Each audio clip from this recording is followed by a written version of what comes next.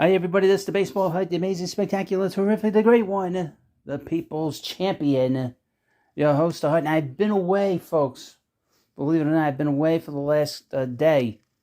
Actually, I was at well, I'm not going to get into where I was, but I wasn't able to obviously do a video. It's the first time I've had the chance to get back here at my house and talk about, just give you my initial reaction. And later we're going to have a live stream. I'm going to go over a lot of stuff.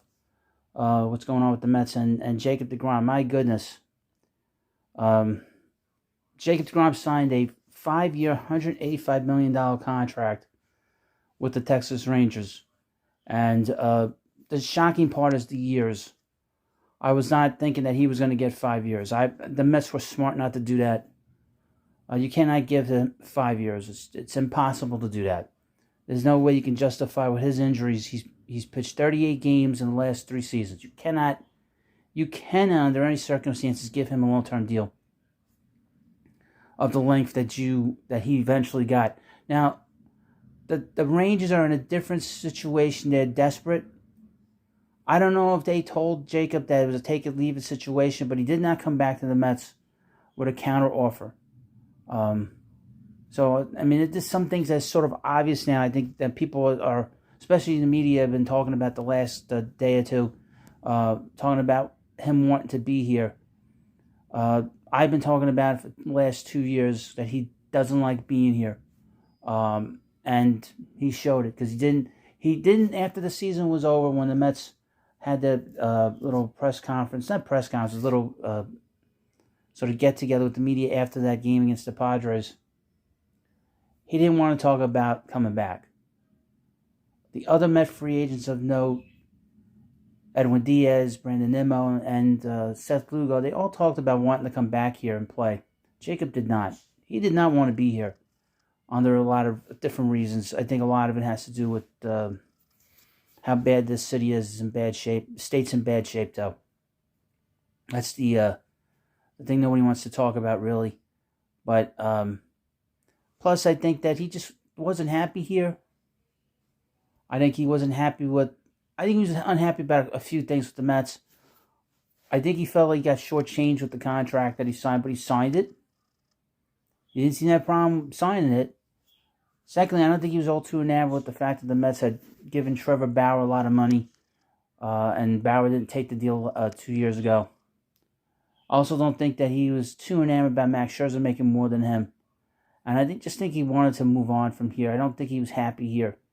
Now, the Mets know the player. They know his injury history. Nobody knows you better than the team that signs you and develops you and nurtures you to be an everyday player or a star or whatever. So the Mets know Jacob pretty well.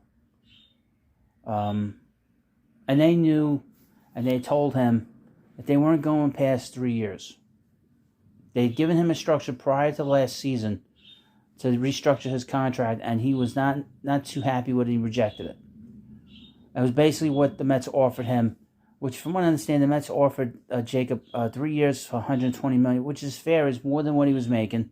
It's more than what he eventually got per season with the Rangers.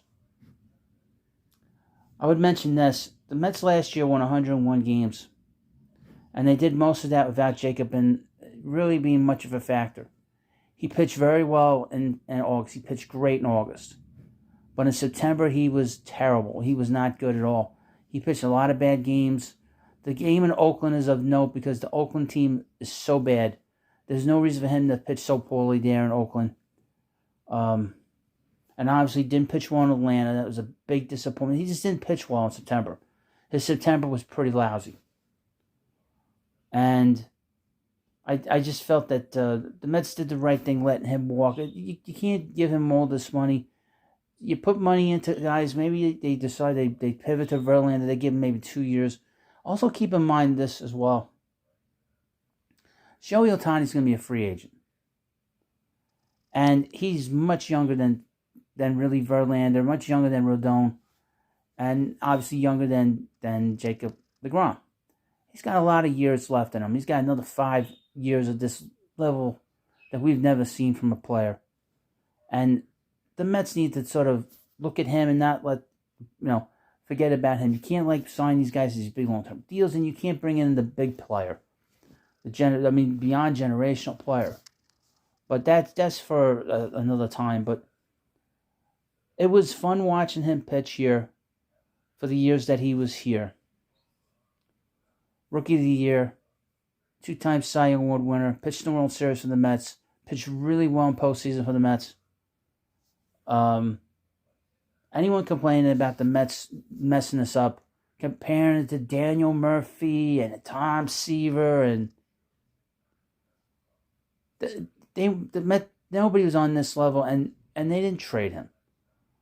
And we won't get into Daniel Murphy. Maybe in the live stream we'll talk about him. But with this whole thing with Jacob deGrom, he just didn't want to be here. I was saying that for 2 years, and I'm very consistent about it. And I did do a video saying that I was really hoping the Mets would bring him back. But even 5 years was too much. I mean, the 4 years was the limit for me. 3 years and an opt-out. That was the limit for me as a Met fan with him. Just due to his injury history. And, it's just I don't know. Let him go to a team that won 68 games. They won 68 games last year. Let him enjoy his time down there in Texas. Thank you very much for the years. This is not going to hurt the Mets long term. It's upsetting as fans that we saw him leave, but it tells you that he didn't really want to be here. If he wanted to be here, he wouldn't have opted out. He was making plenty of money the Mets were giving him. So it wasn't a situation where he didn't have a contract. He had a contract. He opted out. That's the first step that tells you that he wanted to leave. He's opted out of the contract. And let him go on be on a bad team down in Texas. And here's the thing. Even with the Rangers bringing in deGrom, how much better are they? Because you do based off of his production this past year, it's not much better. What, a 70-win team? 72-win team? And look what they're going up against. The Mariners. The Astros. They got to deal with the Astros in their own state. So the Rangers are not even close to being where they need to be. Well, they want to be. They're another year away. The Mets are right there, folks. The Mets are right there. Have a chance to win again. Another 95 to 100 games next year. Because I have confidence in this front office, in this ownership, and the leadership of Buck Showalter. We'll get more into what's going on with the Rangers later on today, but just wanted to let people know that I'm still here.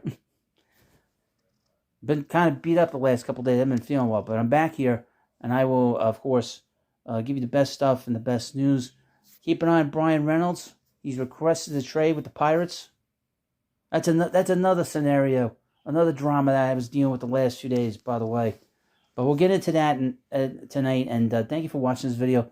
Please subscribe to the Baseball Hut. Thank you, and I'll see you later.